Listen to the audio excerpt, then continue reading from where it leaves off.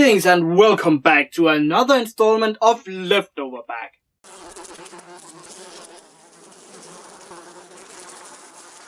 That is nice. This part of the show is why I talk about bad cartoons I'm not quite sure I want to do more in one episode of. So today, let's take a look at Loose, also known as League of Super Evil.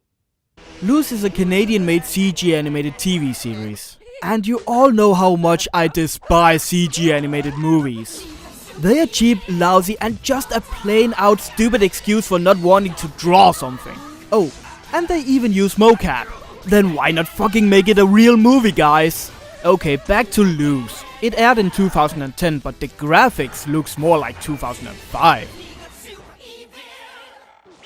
So without further ado, let's take a look at the very first episode, simply called Lightning Liz. And no, it's not short for Lizard, even though that would have been more interesting. The episode starts out in a secret military base named C-47. Charming. Is that a highly explosive hitman? Allow me to introduce you to our newest weapon in the fight against evil. Okay, the military fights crime now? Last time I checked, they just caused and prevented wars. But apparently, the military and Superman have the same thing. Now the general's daughter appears and she wants this suit. This is hot! And really, by watching these few clips, I can do that, cause I can fight evil! you can clearly see that the character model is, well, clipped through the suit. They didn't even bother to make the hole black or anything. So the world now has a new superhero by the name of Lightning Liz! the title drop apparently, and believe it or not, she wants to be a superhero because she wants to impress her friends. Yeah, Batman became a hero to get vengeance and justice. Superman wants to use his tremendous powers to help humanity. And Lightning Liz wants to make her friends jealous. Great start. I fear for any villain planning a diabolical scheme right now. But she is not the main character. Yeah, the overly annoying American teen with a thunder cannon on her arm is not the main character. No, these three guys are Volta, which I presume is the evil leader, Dr. Frog, the mad scientist, and the Red Menace. Odd, since he wears green. Never mind that now. The organization of Loose has conjured up an evil scheme to take over the world. Of course! And this so-called plan is... The Super Evil Barbecue of Doom! That's it. Most brilliant plan ever. Let me guess, Volta came up with your name too. And not invite any of the neighbors! Then it's not a neighbor barbecue, it's just a barbecue. Well, whatever it is, Lightning Liz flies coincidentally over the neighborhood and of course hears the word evil. Ooh, villains! She then steps in to stop the bad guys who is overly joyed that she wants to. We're being attacked by an actual crime fighter! Yes! But like any other villains, they are not to be stopped that easily. Henchbots! Attack!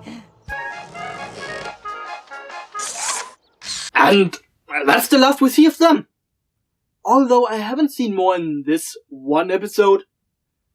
The dismantling of these robots, I'm gonna call it. It's a running joke in the show. Hey look! He's still smiling! We now partake in a boring chase scene where Loose loses Liz due to... They now arrive at the mall.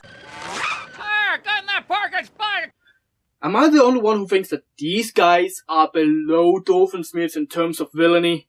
I didn't think that was fucking possible, but here they are, the most mild and non-lethal villains ever. Seriously, you are making Condiment Man looks like fucking Darkseid. They manages to get inside the mall only to be disturbed by Lightning Liz again. This leads to another chase scene where they have to get the barbecue materials such as meat and buns. Buns! Grab the buns! Here they find an open cash register where... No, I have my coupons in here somewhere. Really? An old person being slow? Mr. Bean used that joke once and even he struggled to make it funny.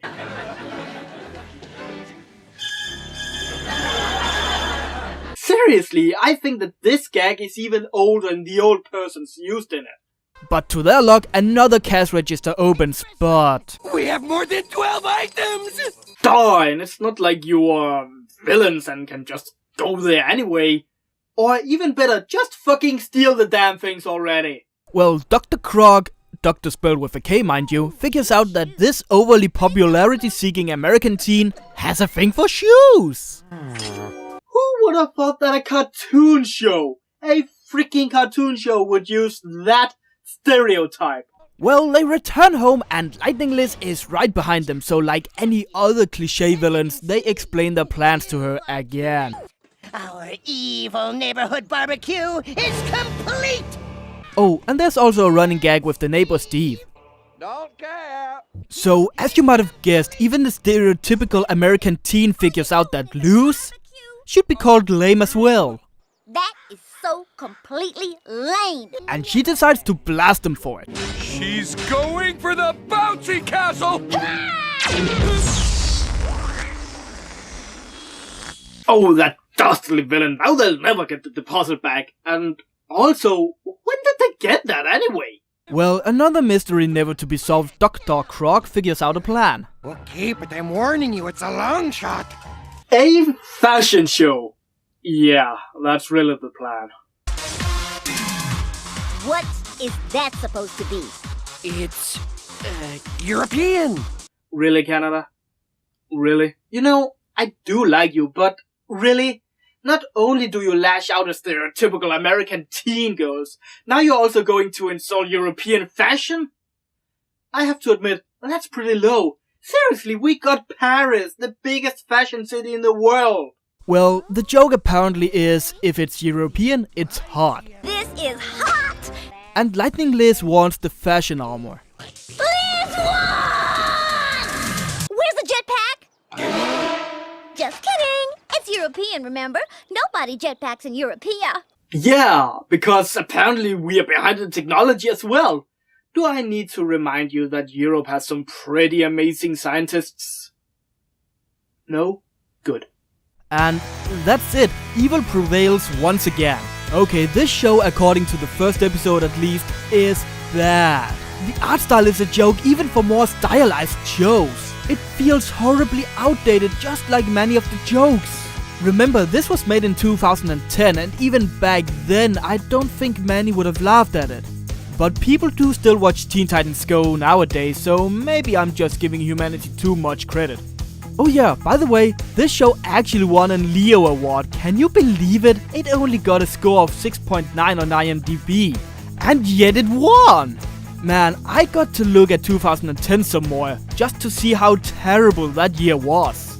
Well, back to Luz. The name, by the way, dumb joke. The voice acting is not the worst though, trust me, I've seen worse, but that doesn't mean it's good either. It's sort of difficult to say judging by one episode alone. Overall, it feels like a really bad video game you paid full price for. And that's yet another installment of Leftover Bag. I'm the Angrynator, terminating bad movies for your entertainment.